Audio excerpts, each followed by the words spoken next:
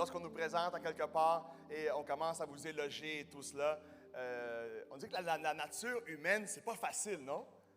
On dit que quand quelqu'un te dit « Parle-moi de tes qualités », tu n'as comme juste 2, 3 en arrière de la tête.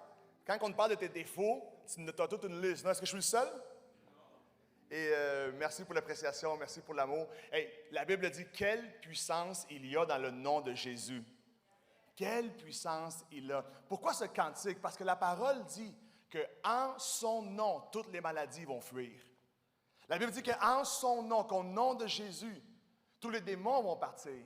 Qu'en son nom, si tu as besoin de quelque chose de paix, d'harmonie, de bien-être, de guérison intérieure, de guérison extérieure, la parole dit qu'en son nom, il n'y a rien d'impossible. La Bible dit qu'en son nom, les malades vont être guéris, les familles peuvent être restaurées, les destinées changées, que le nom de Jésus est le nom le plus puissant qu'il existe.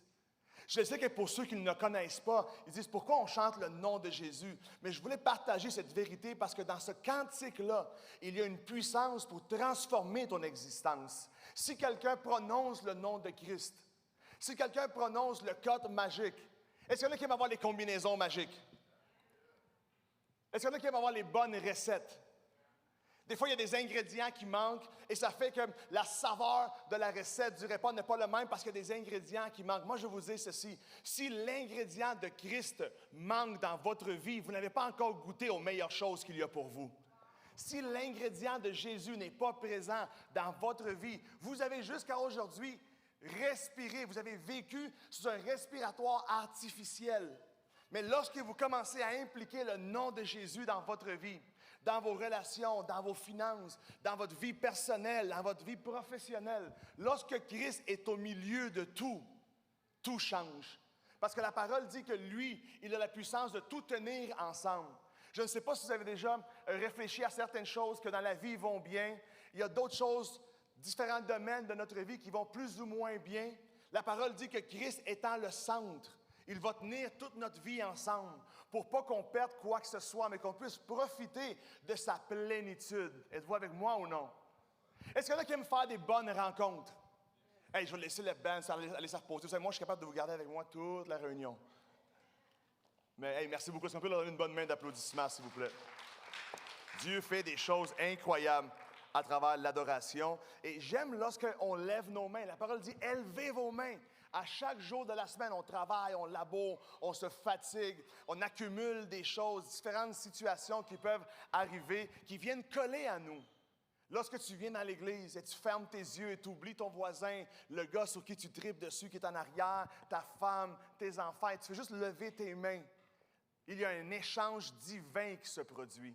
Dans l'église, il y a ce genre de miracle-là. Il y a ces échanges divins qui se produisent lorsque tu lèves tes mains et Dieu prend tout ton fardeau, Dieu prend toute ta fatigue, Dieu prend toutes ces choses qu'on accumule durant la semaine et il fait un échange divin, il te donne son repos, il te donne sa paix, il te donne son bien-être et là, ça recharge tes batteries.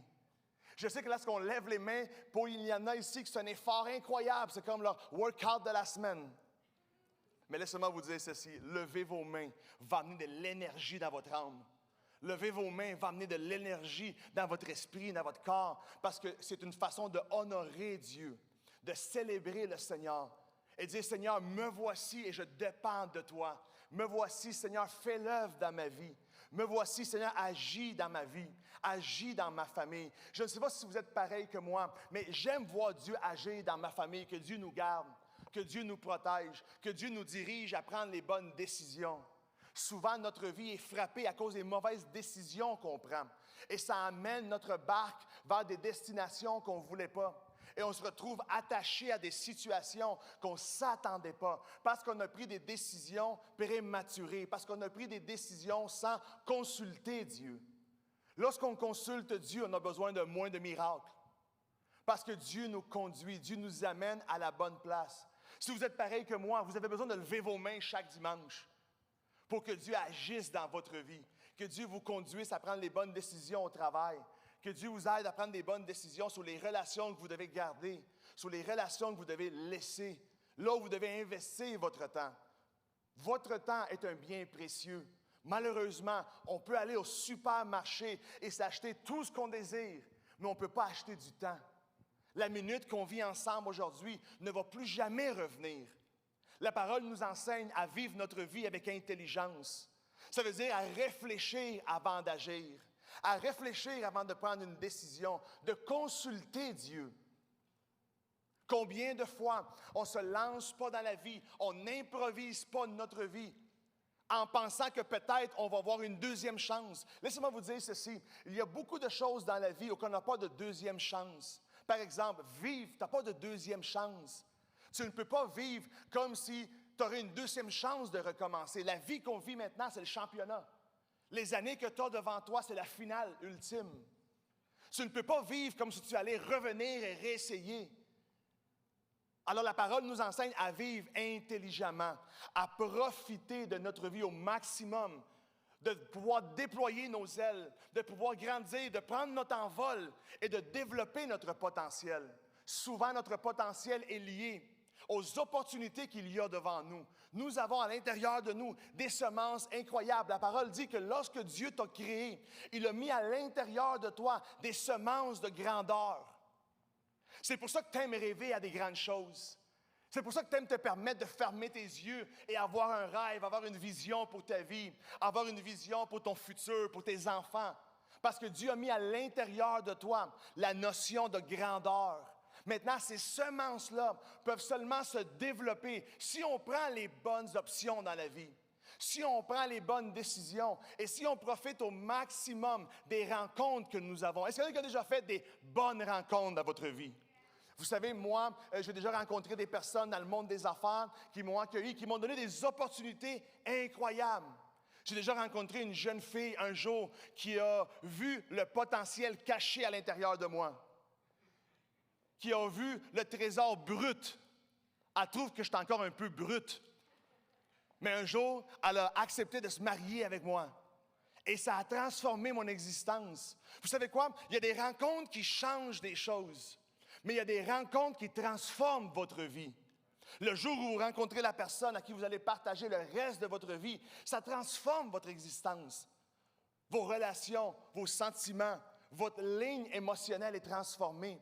Le jour où vous avez vos enfants, et là vous les regardez dans les yeux, ça transforme quelque chose.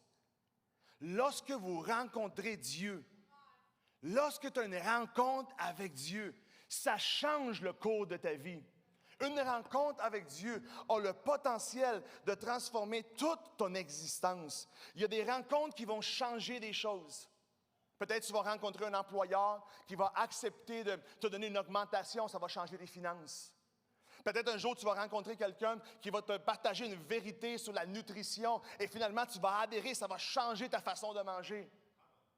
Moi, il y en a beaucoup qui ont essayé. Il y a juste le docteur Perpignan qui a réussi à date. Il y a des gens que vous allez rencontrer qui vont changer des domaines spécifiques. Mais lorsque tu rencontres Dieu, la puissance de rencontrer Dieu, c'est la chose la plus incroyable parce que ça a le potentiel de tout transformer. Parce que la parole dit qu'il a créé le ciel et la terre et tout ce qu'il y a à l'intérieur d'eux. Et si Dieu est capable de créer le ciel et la terre, mon Dieu, s'il te rencontre toi, que ne va-t-il faire pour toi? La parole dit, si vous qui êtes des bonnes personnes, êtes capables de donner des bonnes choses aux personnes que vous aimez, combien pas plus Dieu? Combien pas plus Dieu qui vous a créé pour vous aimer, pour vous chérir, pour vous bénir? Combien pas plus Dieu va faire des choses incroyables dans ta vie? Le problème qu'il y a, c'est que lorsqu'on a des rencontres, on pose des mauvaises questions. Est-ce que ça vous est déjà arrivé de rencontrer quelqu'un et pas poser les bonnes questions? Moi, aujourd'hui, en 2022, je vous invite à, lorsque tu rencontres quelqu'un, demande-lui c'est quoi son vrai nom. Ça vaut la peine de commencer par ça.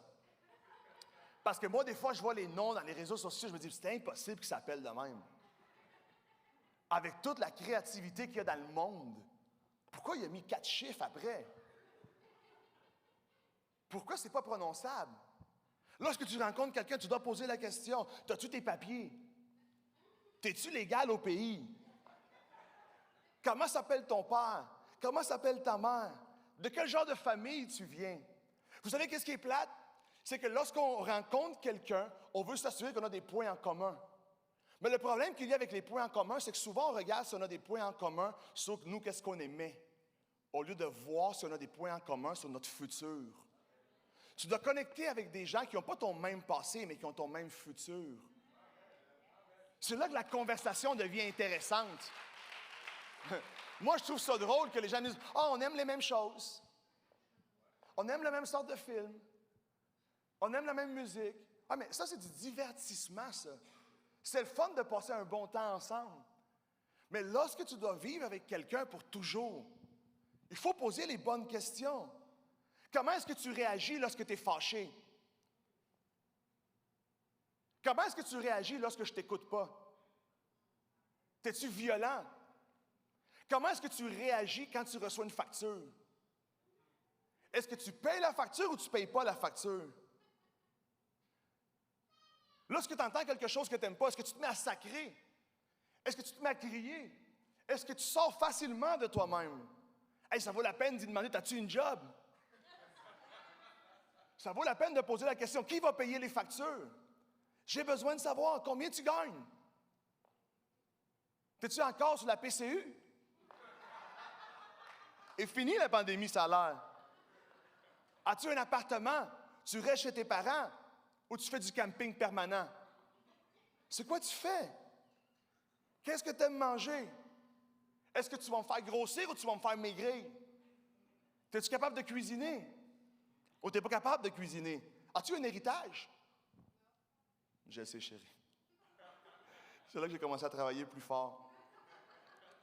Hey, un de mes chums m'appelle, il me dit « Ma tante est décédée. » Je dis « Ouais, puis? » Elle dit « Je ne sais pas, je ne la connaissais pas, mais elle m'a mis dans son héritage. » Et moi, c'est là que je fais des prières de frustration. Je dis « Seigneur, sont où mes matantes à moi? » Pourquoi moi, je n'ai pas une matante, genre qui a un héritage, que je l'ai rencontrée? Moi, là, je regarde ma tante, je pense à ma tante Maria. Je suis comme, ben non, il n'y a pas d'héritage là. Je dis, Seigneur, ça prend ta grâce. Hey, ça vaut la peine quand tu rencontres quelqu'un. Vous savez, nous, les gars, on aime ça, on va souper, laisse faire le souper, invite-la à la piscine. Invite-la au glissade d'eau. Puis regarde à quoi ça ressemble quand il est trempé dans l'eau, son visage. Là, elle n'a plus de cils, elle n'a plus de sourcils, elle n'a plus de cheveux. À quoi ça ressemble? Non, le beau cadeau à donner à une fille, je pense, c'est un démaquillant. Juste pour voir de quoi ça te l'air. Non? Mes enfants, il y a comme des bonhommes, t'achètes le bonhomme brun, puis là, tu colles des yeux, tu colles les mains, les bras. Tu sais, des fois, on dit que nos filles, maintenant, viennent en morceaux. Mais c'est correct, arrangez-vous. La Bible dit, présentez-vous sans ride devant l'Éternel. Présentez-vous sans tache devant l'Éternel, fait que c'est une bonne chose. Hein? Quand tu clignotes, là, les cils, ils restent-tu, ils s'en vont au vent. Ça vaut la peine de poser les bonnes questions, non? C'est vrai. J'ai remarqué que le problème, lorsque quelqu'un rencontre Dieu, c'est qu'il ne pose pas les bonnes questions. Lorsque quelqu'un rencontre Dieu, il ne pose pas de questions. Moi, mon expérience avec Dieu à 20 ans, c'est que lorsque je suis sorti de l'Église, je suis parti chez moi et j'ai commencé à poser des questions à Dieu. J'ai commencé à dire, Seigneur, qu'est-ce que tu as pour moi? Le pasteur, le prédicateur parlait d'une destinée glorieuse, parlait de tant de bénédictions, que lorsque Dieu est là, Dieu a des bonnes choses pour moi. Mais moi, je ne connaissais rien de Dieu. Je ne venais pas d'une famille religieuse. Je ne venais pas d'une famille pratiquante. Alors, je n'avais aucune idée de c'était quoi ce genre de choses-là. La chose la plus importante, lorsque tu rencontres quelqu'un, ce n'est pas la rencontre. La chose la plus importante, c'est qu'est-ce que tu vas faire après la rencontre. Lorsqu'on te donne la job, lundi matin, comment tu vas performer? C'est quoi ton mindset? Comment tu vas saisir l'opportunité que tu as devant toi? Lorsque tu rencontres Dieu, le plus important, c'est ça. Il y a des personnes qui veulent avoir des rencontres spectaculaires. Vous savez, il y a des gens dans la Bible qui ont eu des rencontres spectaculaires. Il y a des personnes, Moïse, qui étaient devant le buisson ardent qui ne se consommait pas. Après, il y avait la colonne de feu qui venait parler avec lui. Il y a des personnes dans la Bible qui ont eu des rencontres angélicales. des êtres de l'au-delà qui sont venus les rencontrer. Mais laissez-moi vous dire ceci, si vous cherchez le surnaturel, toujours dans le spectaculaire, vous allez manquer la puissance de Dieu. Parce que Dieu ne se manifeste pas tout le temps. Il y a des personnes qui me disent, moi là, je veux sentir des frissons. Je dis, bien, sors dehors à moins 40. Moi là, quand tu prêches, là, je veux sentir la chair de poule. Bro, va dehors à moins 50. Si tu veux sentir des choses, mets-toi dans des situations extrêmes, tu vas sentir des affaires, ça va être glorieux. Mais la Bible ne dit pas qu'on allait sentir Dieu. La Bible dit que Dieu allait être là. Hein? La Bible ne dit pas que tu vas sentir Dieu. La Bible ne dit pas que tu vas avoir des frissons, le poil va te lever. Moi, je ne veux pas que mes cheveux me lèvent, mais en reste plus gros. C'est vrai. J'ai dit, Seigneur, moi, là, ce que je veux avoir, c'est une conviction dans mon cœur. Je ne veux pas avoir des rencontres émotionnelles, sensationnelles. Moi, ce que je veux, c'est une conviction dans mon cœur. Quand j'ai rencontré Dieu, j'ai commencé à parler avec lui, à lui dire, Seigneur, qu'est-ce qu'il y a pour moi? Montre-moi. La Bible dit que Dieu a des rêves et des visions pour tous. Je dis, Seigneur, moi, j'utilise mon imagination pour des niaiseries. J'utilise mon imagination et mes visions pour des péchés. Maintenant, Seigneur, transforme-moi et permets-moi de voir ma destinée en toi. Permets-moi de me montrer ce que tu as pour moi. Regardez une des histoires les plus spectaculaires que je trouve dans la Bible, c'est dans Acte 9. Un homme appelé Saul a une rencontre avec Dieu. Et la rencontre est transformatrice et dramatique dans tout son être. La Bible dit, et il était en route vers Damas et approchait de cette ville quand tout à coup, dis avec moi tout à coup, une lumière qui venait du ciel brilla autour de lui, et il tomba à terre, entendit une voix qui lui disait, « Saul, Saul, pourquoi me persécutes-tu? » Et il demanda, « Qui es-tu, Seigneur? » Et la voix répondit, « Je suis Jésus, qui tu persécutes. Mais relève-toi, entre dans la ville, et on te dira quoi faire. » Saül a vu la gloire de Dieu dans cette rencontre. Ceux qui connaissent l'histoire savent que Saül, c'était un persécuteur des croyants. Il était en route vers Damas pour accomplir sa mission qui était de tuer les chrétiens. Imagine les gens que Dieu choisit. Des fois, nous autres, on dit, oh non, moi, je ne suis pas assez bon pour que Dieu fasse des bonnes choses pour moi. Non, moi, je ne me sens pas digne de que Dieu puisse agir dans ma vie. Quand je lis Acte 9, je me sens parfait, moi, devant Dieu. Parce que cet homme-là persécutait l'Église. Cet homme-là était un ennemi de Dieu. Il persécutait les croyants à un point tel qu'il les tuait. Et la Bible dit, il a entendu une voix audible. Les gens autour de lui n'ont rien vu, mais lui a vu la gloire de Dieu. Et ils ont tous entendu. La parole dit, ils ne pouvaient rien voir, mais ils ont tous entendu. Quel choc Paul a eu. Il a une rencontre avec Dieu.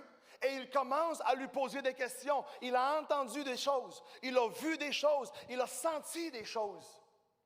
Mais vous et moi savons que le plus spectaculaire, ce n'est pas combien radicale peut être la rencontre, mais qu'est-ce qui suit la rencontre. Malheureusement, dans les évangiles, on retrouve des personnes qui ont rencontré Christ, qui ont reçu une guérison, qui ont reçu une délivrance et qui sont retournées dans leur vie. Mais on retrouve aussi une gang de personnes qui ont rencontré Christ, qui ont eu une expérience transformatrice et que par la suite, ils ont commencé à grandir en lui et à découvrir ce pourquoi ils avaient été créés. Et ils ont commencé à déployer leurs ailes. Ils ont commencé à vivre dans leur plein potentiel, dans leur mission de vie. Et il n'y a rien de plus satisfactoire, on va le dire de même. Je m'excuse pour les Québécois de souche. Il n'y a rien qui amène plus de satisfaction dans la vie que se coucher dans son lit et dire « Je suis en train de vivre la vie que je suis appelé à vivre. » J'aime que Paul a eu une rencontre incroyable, mais dans la rencontre, il commence à questionner Jésus. Il dit « Seigneur, que veux-tu que je fasse? » Lorsque toi, tu rencontres Dieu, quelle est la conversation que tu as avec lui? Quelle est la narration? Est-ce que tu lui dis « Seigneur, qu'est-ce que tu as pour moi? Seigneur, qu'est-ce que je peux faire pour toi? » Qu'est-ce que je dois enlever de ma vie? Qu'est-ce que je peux rajouter? Est-ce que je dois construire cette relation ou je suis mieux de l'arrêter là? Parce que chaque fois que tu prends une décision, ça va avoir une répercussion sur ton temps. Et il n'y a rien de pire que rencontrer quelqu'un qui dit « Ouais, je suis sorti avec lui pendant 3 ans, ça n'a pas marché. » Hey, tu as perdu 3 ans. Il n'y a rien de pire qu'aller travailler pour un employeur qui te fait des promesses. Il n'y a rien qui se passe. Tu as perdu une couple d'années. Il n'y a rien de pire qu'essayer des choses qui ne marcheront pas. Êtes-vous avec moi ou non? C'est pour ça que ça prend une inspiration du ciel. Parce que souvent, on est sollicité pour bien des choses. On est sollicité pour prendre des décisions, pour prendre des virages. Mais moi, je veux vous inviter à consulter Dieu. La parole dit que ce livre de la loi ne s'éloigne jamais de votre bouche et tout ce que vous allez entreprendre va prospérer. Qu'est-ce que la Bible dit par ce livre? Ça veut dire la sagesse de Dieu, l'intelligence de Dieu. C'est quoi le mot sagesse? C'est l'intelligence de Dieu appliquée dans ma vie. Quelqu'un qui est sage, c'est quelqu'un qui a saisi l'idée de Dieu pour lui et il l'applique. La sagesse, c'est ta pensée transformée à la lumière de Dieu. As-tu été transformé à la lumière? Ou tu es en train de t'improviser? Moi, je veux inviter l'Église à se dire, moi, je veux vivre pour le Seigneur. Je retrouve Paul qui a une rencontre avec Dieu, qui a un temps spécial dans sa vie. Il a entendu, il a vu Dieu manifester dans sa vie. Mais maintenant, qu'est-ce qui va arriver? Où tu es rendu dans ta vie aujourd'hui? Où tu as entendu parler de Dieu? Où Dieu a fait des choses pour toi? Vas-tu continuer à grandir là-dedans? Ou c'est le maximum que tu vas aller chercher? Que faire après une rencontre? J'aime que Paul a fait des choses spectaculaires. La rencontre qu'il a eue a transformé son existence à un point tel qu'il en a parlé tout le long de sa vie. Dans Acte 22, il rentre dans une citadelle juive et il se met à prêcher la parole. Et il commence à dire, un jour, je m'en allais persécuter l'Église. Un jour, je m'en allais accomplir un érudit où j'allais pouvoir tuer les chrétiens. Et au milieu de tout ça, Dieu est apparu et ça a transformé ma vie.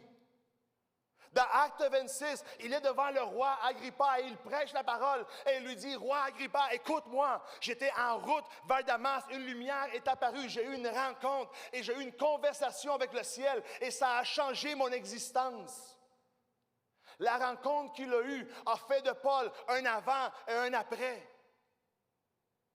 Est-ce qu'il y a des personnes qui traînent dans leur vie des après Dieu encore? Y a-t-il des choses de ton passé qui te suivent encore après Dieu? S'il y a des choses de ton passé qui te suivent encore, s'il y a des frustrations qui te suivent jusqu'à aujourd'hui, s'il y a des mauvaises circonstances qui t'ont traumatisé, qui viennent encore jusqu'à aujourd'hui.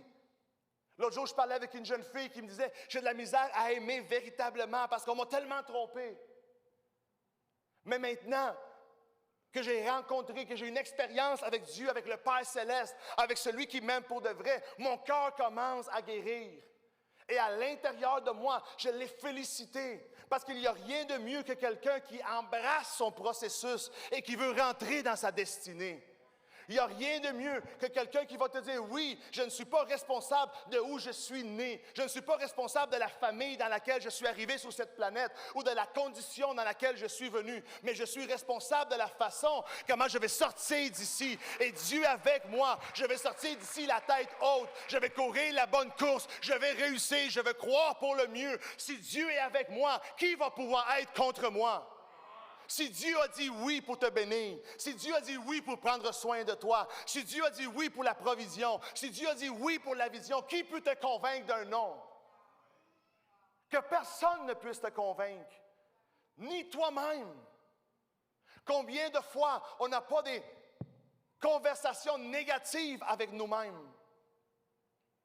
Combien de fois on n'est pas en train de se dire « t'es pas bon ». On n'est pas en train de se dire « t'as encore manqué, t'as pas de quoi être fier ».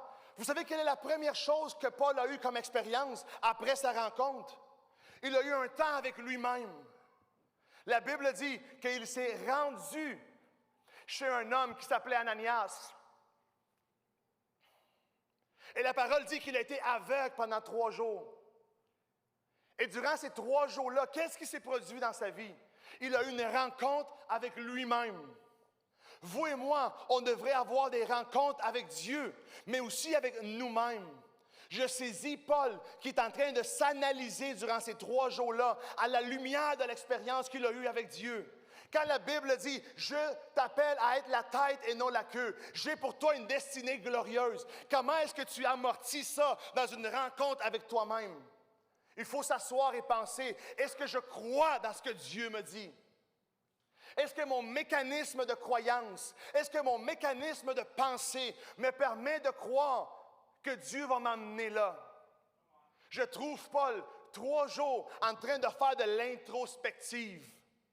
Parce que, laissez-moi vous dire ceci, ton extérieur peut mal aller. Ton entourage peut être mauvais. Ce qui pousse autour de toi peut être difficile. Peut-être tu récoltes des mauvaises choses dans la vie aujourd'hui. Mais laisse-moi te dire ceci. Autant dur peut être ton extérieur, si ton intérieur est en ordre devant Dieu, ta vie va changer et tu vas porter du bon fruit et les choses vont se mettre à changer. Si l'intérieur va bien, l'extérieur va être transformé. Si ton cœur va bien, si ton âme, si ton esprit sont en lien avec Dieu, l'extérieur va réagir à ça. Souvent, on prend une semence, on la met dans la terre et on ne voit pas grand-chose. On l'arrose et on ne voit pas grand-chose. Quand mes enfants ils ont planté leur première semence, la première journée, ils ont arrosé et ils sont partis se coucher. Et eux pensaient que le jour d'après, ça allait être partout dans la maison, que ça allait avoir poussé partout, que les branches allaient nous empêcher de circuler dans la cave. Peut-être la première journée, il ne se voit rien à l'extérieur. Peut-être la première semaine que tu entends la parole, que ça mijote à l'intérieur de toi, tu ne vois pas grand-chose. Mais laisse-moi te dire ceci. Si tu continues à t'exposer à la présence de Dieu, comme on expose une plante au soleil, si tu continues à l'arroser avec la prière, le temps va venir où la semence va briser à l'intérieur et le fruit va commencer à grandir. Le fruit va commencer à pousser. S'il y a quelque chose de garanti, Église essentielle, dans ta vie, c'est que si tu continues à croire, si tu continues à déclarer la parole de Dieu, si tu continues à adorer, à lever tes mains, tu vas voir du changement dans ta vie. Et tout ce que tu n'aimes pas maintenant va disparaître. C'est impossible. Laissez-moi vous dire ceci avec toute la confiance. C'est impossible que rien ne se produise. Si tous les ingrédients sont là, comment ça pourrait goûter mauvais? Si tu mixes un peu de foi, un peu de louange, un peu de parole de Dieu, ma foi, ta foi, tout le monde ensemble, Dieu va travailler dans votre vie. C'est certain, ça. Je retrouve dans l'histoire de cet homme, dans sa rencontre avec Dieu, il a eu des choses incroyables. Dieu lui a dit au verset 11, « Va te rendre tout de suite dans la rue de droite, dans la maison de Judas. Demande un homme de Tarse appelé Saul. » Il prie en ce moment. Il a été rencontré, Dieu. Il a eu une rencontre et l'expérience ne s'est pas arrêtée à la rencontre. Imaginez que moi, lorsque je rencontre mon épouse, l'expérience se rencontre, finit au Dairy Queen ensemble. Merci, chérie, bye, bonne vie. Imagine que ton expérience avec Dieu finit quand moi je dis Amen, à midi. Il est quelle heure? Dans 15 minutes, on finit. Imagine que ton expérience se produit là. Tu as eu un bon temps. Amen? Mais la Bible ne t'appelle pas à avoir un bon temps. La Bible t'appelle à avoir une bonne vie. Une vie d'abondance, une vie de bénédiction, une vie où Dieu est avec toi. Et là, il n'y a rien d'impossible. Ce qui est excitant, mes amis, ce n'est pas l'expérience qu'on a, vous et moi, ici, pendant 90 minutes. Qu'est-ce qui est excitant? C'est qu'est-ce qui va se produire dans votre vie cet après-midi. Ce qui va se produire lundi, ce qui va arriver mercredi, jeudi, ce qui va se passer la semaine prochaine. Ce qui est excitant, c'est comment tu vas réagir à la rencontre d'aujourd'hui. Hein? Êtes-vous avec moi ou non? Ce qui est important, ce n'est pas l'expérience de la rencontre, mais ce qui va se produire après la rencontre. Moi, je retrouve rapidement dans la vie de Paul qu'il a fait des choses incroyables, qu'il a pris des décisions qui ont transformé sa vie. La parole nous enseigne que Paul a écrit le 3/4 du Nouveau Testament. Imagine cet homme-là. Personne n'a implanté autant d'églises que lui dans le Nouveau Testament. Personne n'a enseigné autant à l'Église que lui. Si Paul n'aurait pas réagi à cette rencontre, on n'aurait pas le 3/4 du Nouveau Testament avec nous. Personne n'enseigne sur l'expérience de la grâce, parce que la grâce, c'est une faveur imméritée. La grâce, les cadeaux, la bénédiction de Dieu, c'est quelque chose que vous et moi, on ne mérite pas. Pensez-vous qu'un homme comme Paul le méritait? Il était en route pour persécuter l'Église. Il était en route pour fermer les églises. Il était en route pour tuer les croyants. Pensez-vous qu'il méritait la faveur de Dieu? Pensez-vous qu'il méritait de voir sa destinée changer?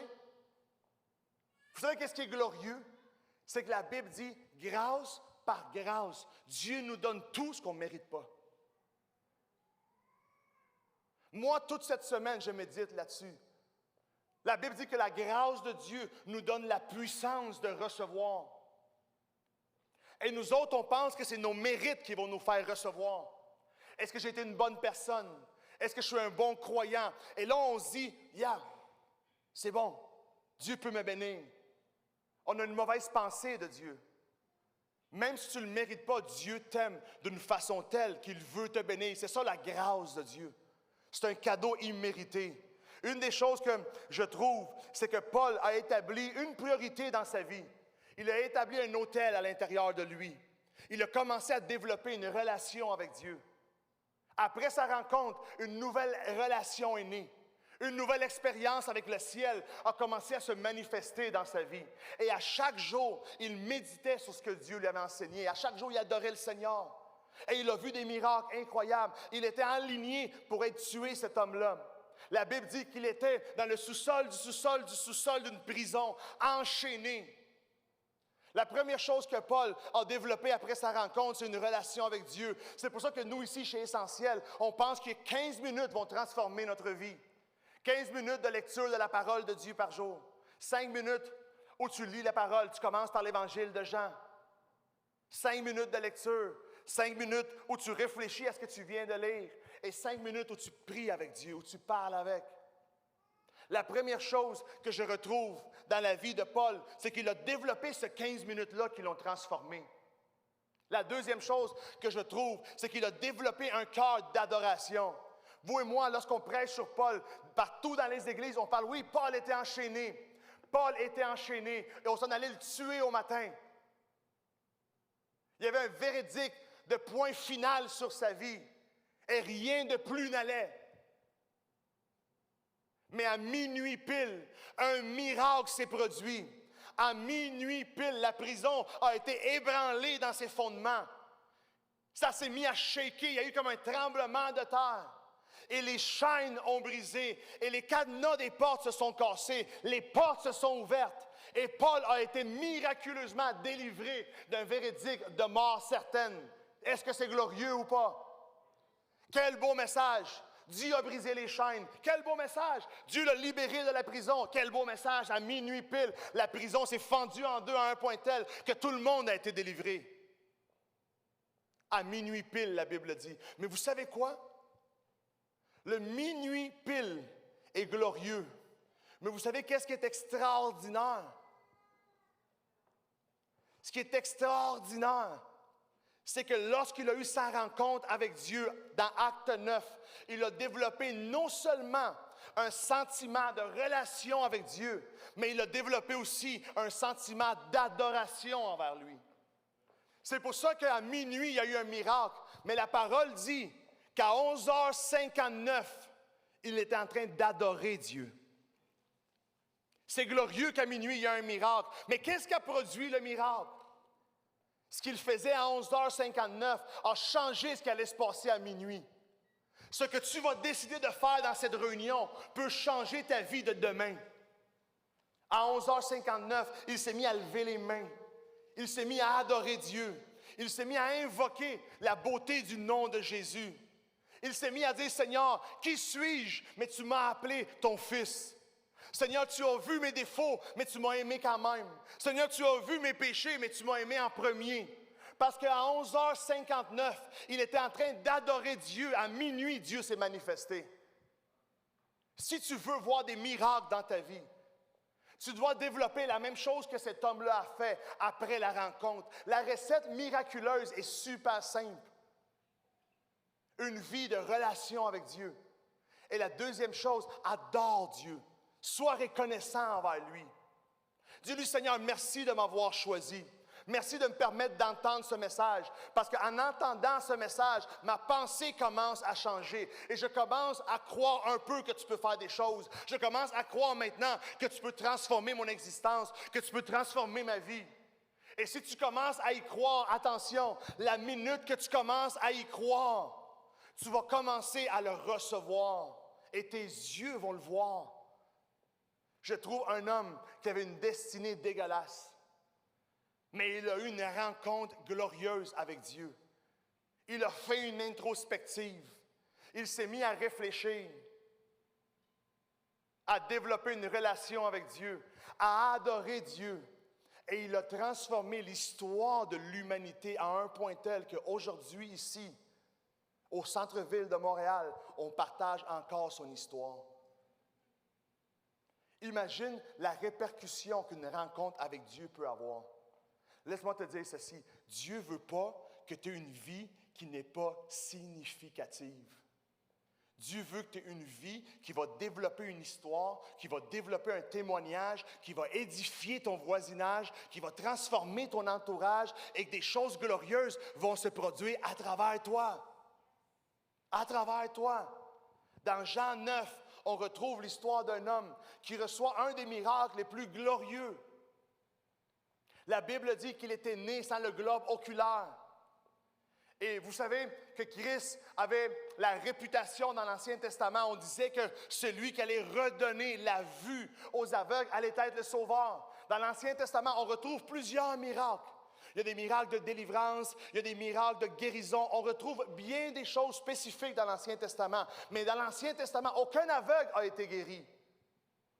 Nulle part dans l'Ancien Testament, on voit la guérison d'un homme qui ne voyait pas. Ça n'existe pas dans l'Ancien Testament. Parce que la Bible avait prophétisé, il disait, c'est lui qui allait ouvrir les yeux des aveugles, allait être un des sauveurs, c'était un des signes. Et Christ arrive, et dans Jean 9, il guérit cet homme-là qui n'avait pas de globe oculaire. Et vous savez qu'est-ce qui est glorieux? C'est que l'entourage de cet homme-là ne pouvait pas y croire. Il était un mendiant. Le monde le connaissait, ses parents le reconnaissaient comme un mendiant. Parce qu'il y avait cette coutume à l'époque qu'on disait que peut-être il était sous une malédiction. Mais un jour, il a eu une rencontre avec Christ. Et lorsqu'il a eu cette rencontre avec Christ, Christ lui a redonné son globe oculaire de façon miraculeuse. Et il a reçu un miracle. Et les gens ont commencé à le questionner. Les gens ont commencé à dire, qui est celui qui t'a guéri? Qui est celui qui a fait le miracle? Qui est celui qui a fait ces choses aussi glorieuses? Les gens ont commencé à dire, comment est-ce que Jésus peut te guérir? Ce n'est pas celui qui habitait avec nous. Ce n'est pas le petit jeune qui a grandi avec nos enfants. Les gens ont commencé à questionner, comment ça se fait que Christ a pu faire ça? Et l'homme qui a reçu le miracle a dit, je ne sais pas qui il est. Je ne sais pas s'il a péché. Je ne sais pas s'il est celui qui devait venir ou pas. Mais une chose je sais. J'étais malade. J'ai eu une rencontre avec lui et il m'a guéri. Une chose je sais. J'avais besoin d'aide dans ma vie. Et lorsque je l'ai rencontré, il a transformé mon existence. Une seule chose je sais, c'est que ça allait mal. Mais à partir de ma rencontre, ma vie a été transformée. Église, laissez-moi vous dire ceci, une chose je sais. Si tu commences ton processus avec Christ aujourd'hui, ta vie va se rendre au bon port. Ta santé va être restaurée. Ta vie va être glorieuse. Dieu va faire des bonnes choses pour toi, pour ta famille, pour tes enfants. Le désir de Dieu est de prendre soin de nous tous. Mais on doit développer à l'intérieur de nous ce que cet homme Paul-là a développé après sa rencontre. Ce n'est pas suffisant d'avoir un bon temps ici à l'Église. Ce n'est pas suffisant de vivre 90 minutes glorieux. Ce qui est glorieux, c'est ce qui va se passer après. Que tu développes ta relation avec Dieu. Que tu adores Dieu, que tu consultes le ciel et que Dieu commence à agir avec toi. Que tu consolides ta situation avec Dieu, d'enfant de Dieu. Que tu puisses te sentir digne du ciel, que tu aies la vie éternelle et que toute ton expérience de vie soit transformée. Vous savez quoi? Moi, j'étais le premier dans ma famille à accepter le Seigneur. J'étais le premier à croire. Et à partir de là, ma famille a commencé à croire. Nos êtres chers ont commencé à croire. Et j'étais le premier qui a transformé la lignée de ma famille. Peut-être vous êtes les premiers de vos familles. Peut-être tu es ici aujourd'hui et il n'y a personne autour de toi, de ta famille. Mais laisse-moi te dire ceci, ça ne va pas rester longtemps comme ça. Dieu va faire des choses tellement glorieuses dans ta vie que tout le monde autour de toi va être transformé également. Que tout le monde va vouloir savoir. Dans Jean 9, les gens disaient au verset 20, on disait « Qui est-il? » On ne le reconnaît plus.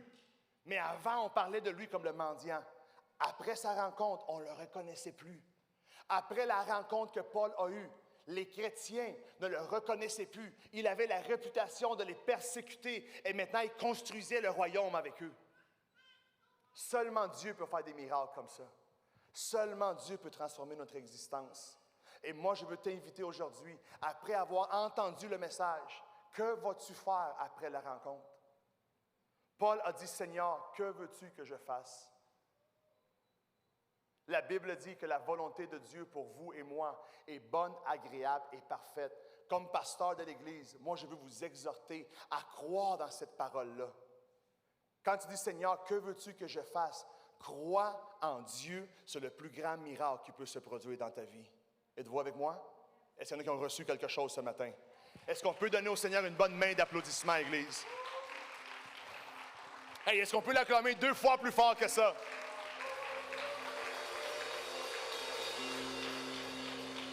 Il y a ce genre de messages-là qui nous font réagir, qui nous font crier, qui nous font dire Amen, qui nous font dire Hey, come on, pastor.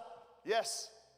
Mais il y a ce genre de message-là qui vient interpeller notre intérieur, comme celui-ci. Un message qui interpelle ton être, qui questionne, qui challenge ta pensée. Qu'est-ce que je vais faire maintenant que j'ai une expérience avec Dieu? Est-ce que ça va arrêter ici ou je vais continuer à la développer? Je vais continuer à croire pour plus, continuer à recevoir davantage, à aimer Dieu plus, à adorer Dieu plus et à voir plus de Dieu. Si vous n'aimez pas ce que vous récoltez dans votre vie aujourd'hui, je vous invite à changer ce que vous avez semé dans votre vie. Changez vos semences par de la prière. Changez vos semences par de l'adoration. Et voyez votre vie transformée au nom de Jésus. Hey, si vous êtes ici pour la première fois aujourd'hui, et tu te questionnes sur comment est-ce que je peux commencer? Comment est-ce que je peux donner une opportunité au ciel? Laissez-moi vous dire ceci, la seule chose que Dieu requiert, c'est une opportunité. La seule chose que Dieu vous demande, c'est « donne-moi la chance ». J'aime dans la Bible des versets qui disent, Dieu dit des choses comme « mets-moi à l'épreuve, challenge-moi, vois et vois si je n'ouvre pas les fenêtres des cieux sur ta vie et je change ta destinée. » Mets-moi à l'épreuve, Dieu dit, et vois si je ne change pas ton histoire. Peut-être aujourd'hui, tu pourrais dire la même chose et dire, Seigneur, moi je vais te mettre à l'épreuve. Et si tu veux connecter avec Dieu aujourd'hui, si tu veux donner une opportunité de changement, fais cette prière avec moi et dis, Seigneur Jésus, aujourd'hui, je te donne l'opportunité de venir dans ma vie. Je te reçois comme mon Seigneur et mon Sauveur. Transforme ma vie, Seigneur. À partir d'aujourd'hui, bénis-moi, guéris-moi. Transforme, Seigneur, mon existence. Donne une nouvelle direction à ma vie. Que je puisse arriver au bon port. Que je puisse profiter de toutes ces bonnes choses que tu as promis dans ta parole. Que j'arrête de souffrir, que j'arrête de prendre des mauvaises décisions, que j'arrête de perdre mon temps. Mais qu'à partir d'aujourd'hui, ma vie puisse prendre son envol. Au nom de Jésus. Amen et Amen. Vous savez, une courte prière comme celle-là efface la distance qu'il existe entre toi et le ciel et te connecte avec Dieu. Seulement dire, Seigneur, aide-moi. Seulement dire des choses comme, Dieu, viens m'aider. Mon Père céleste, ne me laisse pas seul. Ce genre de prières-là ont une puissance incroyable. Si tu as fait la prière pour la première fois, avec nous autres, j'aimerais t'inviter à pouvoir prendre le carton qui dit connexion essentielle à côté de toi, à écrire ton nom sur les réseaux sociaux, qu'on puisse rester en contact ensemble. On aimerait pouvoir prier pour toi. On veut voir Dieu agir dans ta vie. La Bible dit que Dieu ne fait exception de personne. S'il le fait pour moi, il peut le faire pour toi. Et nous croyons qu'il n'est pas bon d'être seul. La Bible dit que Dieu a vu l'homme seul et il a dit, je veux lui créer un chef-d'œuvre. Et là, il a créé la femme. On pense qu'ensemble, en communauté, on peut mieux vivre. On peut mieux s'encourager. On peut s'aider. On peut prier les uns pour les autres et voir Dieu agir. Alors, si tu es venu ici pour la première fois, tu as fait la prière avec moi, je t'invite à remplir le carton connexion, aller le déposer dans le comptoir inscription en arrière. Et moi, quelqu'un de mon équipe, on va s'engager à prier pour toi. On va s'engager pour que tu puisses voir Dieu dans ta vie. Est-ce qu'il y a des personnes dans cette salle qui se disent, à la lumière de ce message, j'ai des changements à apporter dans ma vie. À la lumière de ce message, je dois commencer à réfléchir à comment je vais agir après ce genre de rencontre. Et si tu veux prendre une alliance avec Dieu et dire, Seigneur, moi, à partir de maintenant, je veux saisir toutes les opportunités pour grandir en toi, pour recevoir davantage, pour comprendre plus. Moi, je vous invite à vous mettre debout avec moi et on va faire une prière qui va transformer l'histoire de votre vie. I've got